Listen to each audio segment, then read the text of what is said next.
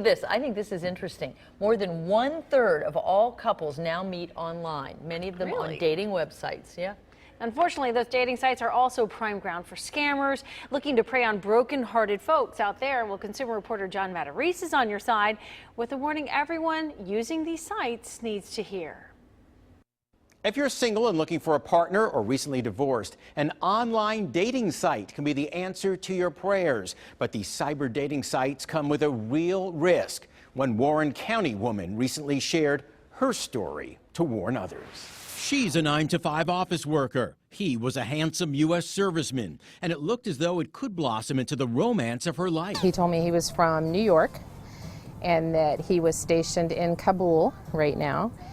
And he had a almost 16-year-old son and was looking for the love of his life because his wife had passed away several years ago. Kathy, who asked that we not use her last name, found James, a strapping 50-something sergeant on a dating site. I received an email that said, "Hey, you look interesting, I want to meet you." Soon, she says, their conversations over books and wine turned into declarations of love. His messages saying, "I pledge my heart and all my love." I was the love of his life, and he knew that God had sent me into his life for a reason. But just as he was about to visit her during a leave, a snag developed, and he needed some money. He sent me a list that totaled $300, and I said, "No, I'm not sending you that. I can't afford that."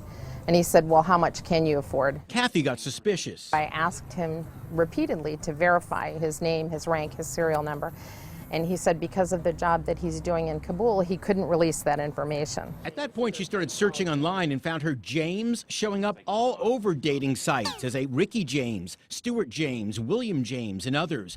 According to the military newspaper Stars and Stripes, scammers in Africa stole his photo from a real soldier's social media page. It's called the military romance scam. Stars and Stripes warns the scammers have even impersonated the commander of U.S. forces in Korea, General Scaparrotti. Red flags of a romance scam: the person is a soldier or American businessman outside the U.S. There's always a reason they can't meet in person, and they always end up needing money.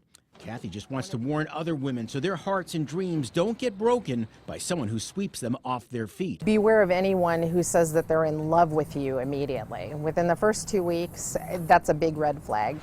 Before you join a dating site, there's a great website to check called romancescam.com. It has all sorts of warning signs, starting with this: don't fall in love with someone you've never met, so you don't waste your money.